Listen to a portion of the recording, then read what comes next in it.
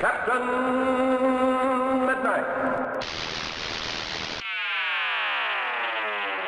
This video is brought to you by Skillshare. Okay, so here's the thing. I had no plans to cover Rick and Morty twice in a row. That's just not usually how I do things. I like jumping around from topic to topic, and I figured that I'd be checking in with it later this season. I had actually planned on doing a video on F9, which I thought was just sort of okay. But something about this episode just made me want to talk about it more, because I didn't think it was nearly as strong as the season premiere, and I think it makes for a great contrast just for that reason. In these two episodes, I think you're able to see a lot of what works and what doesn't work in the show, and that's what I want to talk about this week. You guys, we gotta hurry. I just got back from Walmart. They're selling Nintendo 3DS systems for $149.99 on sale. So one thing I want to make clear right off the bat is this isn't going to be an angry rant about how terrible the episode is or how it means the rest of the season will be terrible. There's things that I like about this episode, like that it has one of the best in tags the show has ever done. It's not that it was excruciating to watch or that none of the jokes landed, it's just that it all felt so incredibly weightless. One of the many decoy Jerrys says early on to Rick in the episode that he doesn't see any stakes here, and for once, Jerry was absolutely right. The episode, which was basically an endless string of decoys of Rick and the family getting killed over and over again by other decoys of Rick and the family, couldn't possibly have any sense of stakes, since one set of characters would die and then just get replaced by another in what became a very predictable story. Now, in the show's defense, they had Jerry say that it had no stakes on purpose. Obviously, they know what they're doing, and that line was meant to help lampshade the issue. But to me, that self-awareness only gets the show so far. At the end of the day, this episode of decoys killing other decoys feels like a great 2 to 5 minute concept stretched out to fit a full half hour. At least, that was the main feeling I couldn't shake when watching it. One of the show's biggest strengths has always been just how unexpected its stories can become when the show is at its best. An episode that seems like it's a low-stakes story about Morty wanting a love potion can transform into a bleak, dimension-spanning adventure complete with Cronenberg monsters in just a few minutes. It's something that the show has done well over and over again, and I don't think this episode really had it. Instead, once Rick explains what's happening on a whiteboard, what you see is basically exactly what you get. There's some funny comedy beats here and there, like the creepy murder cabin Rick or the decoys made of wood, but those aren't even really unexpected either, because Rick tells us that the copies of the copies will get really weird. Everything you need to know about this episode is told to us in the first few minutes, and I feel like it never really tries to exceed those expectations. Does that make it the worst episode in the world? No, I would still prefer this over a few episodes from season 4, but it does mean that this episode felt a little more limp than I would like. In my last video, I talked about the 70 episode pickup order that the show received in 2018. And how, at the time, it made me really worried that Rick and Morty would settle into mediocrity, as they just churned out as many episodes as they could. Now, I don't think that's been the case for many of the episodes since then. There's been some stone-cold classics, like Vat of Acid. But this episode is sort of what I pictured that scenario looking like. Sure, it's not terrible, it's still very recognizably Rick and Morty, but for me at least, there's a spark missing. It kind of feels like a show on autopilot, but a well-oiled show that still knows its characters backwards and forwards and can deliver some solid punchlines. But it just doesn't have that element of surprise that the best episodes do. I mean, how many times has this show shown us something like Rick's Star Fox hologram? Even with the show acknowledging that, it still felt a bit like a retread.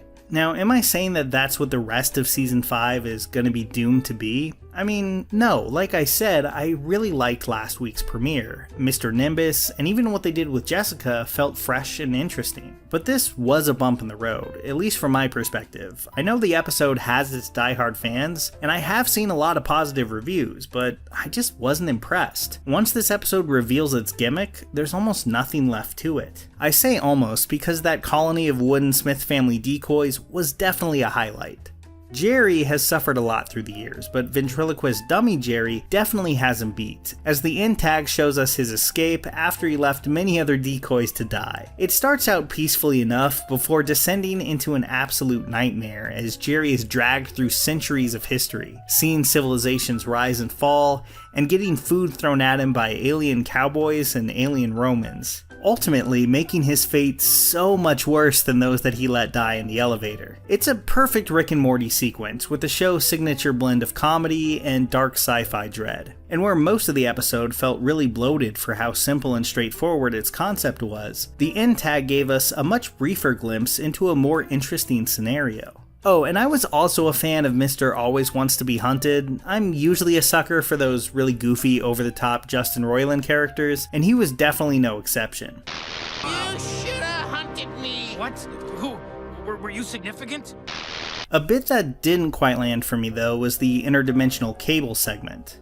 I definitely enjoyed this the first time they did this shtick back in Season 1, but honestly, I thought it was already getting a little stale for me in Season 2. And while the segment here, Windwolf, wasn't terrible or anything, it kind of felt like the writers attempting to fill time in an episode that was a bit too thin on concepts and ideas. I know a lot of people love these, and I have in the past too, but at a certain point, I think they need to retire the concept and just stop going to that well. After a certain point, you just hit diminishing returns. I should probably bring up the ending of the episode too, which I found pretty disappointing. Not the end tag with Wood and Jerry, just like the actual ending of the decoy story. We see yet another version of the family, who I assume are supposed to be the versions that we normally follow, as they finally get the news that the decoy family has been destroyed, making it feel like everything we've seen up to that point really didn't mean anything at all. There could not have been any less stakes in this episode, and the usual status quo of the show wasn't even remotely threatened in any way, which may not be the biggest deal ever in a comedy, but for a show that often thrives on well-written conflict and being able to tease the audience with evolving storylines and characters, that just didn't manage it. I keep coming back to this, but it really felt more like a 5-minute side story that was just expanded out into an entire episode. And after some consequential stuff actually did happen last week, I don't know, I thought that was kind of a bummer. Is this video some damning statement on the state of Rick and Morty? No, but I did find this episode to be a pretty big step down, and I hope the rest of the season is able to rise above it.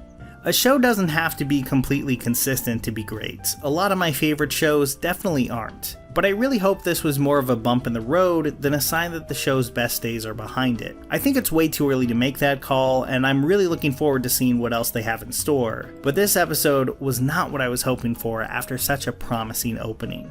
But I want to know, what do you think? Am I being too harsh? Was Mr. Always Wants to Be Hunted funny enough that you can overlook some of the shortcomings? Or did you think the main story itself was great? A new season of Rick and Morty always brings out really passionate responses, and maybe that's you. Maybe you have a completely different and interesting take on the show and want a bigger platform for it. That's where Marquez Brownlee's class, YouTube Success, Script, Shoot, and Edit comes in, only on Skillshare. Captain Midnight viewers have already watched over 6,000 hours of Skillshare classes, so I know I have an audience that's really interested in learning from their massive selection on everything from making YouTube videos to productivity to directing films and just about everything in between. If you feel like you need some really fancy equipment just to get started getting creative on YouTube, don't, because Brownlee's class really hones in on using the tools you already have, like your smartphone camera, and building out from there. Skillshare is curated for learning, so you won't see any ads. And if you feel like you don't have time to learn new things because of a job or other responsibilities, these classes are perfect because they fit your schedule, whatever it looks like. There's never been a better time to sign up and start learning.